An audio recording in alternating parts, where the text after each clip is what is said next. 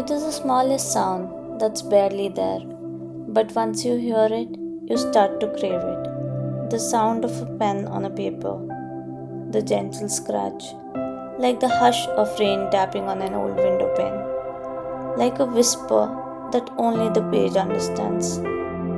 I don't draw in silence, even when the room is quiet. There's always that sound. It keeps me grounded, keeps me here, in the now. Sometimes it's slow, like a thought unraveling softly, line by line. Other times it speeds up. A kind of rhythm takes over, not rushed, just alive. This is the Artcher journal, where every stroke has a voice, where silence isn't empty, it's full of texture.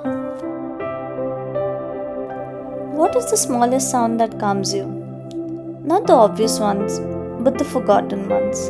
The page turning, a pencil falling, tea being poured. Tell me in the comments. Let's gather those quiet sounds, like keepsakes, into our own little archive of calm.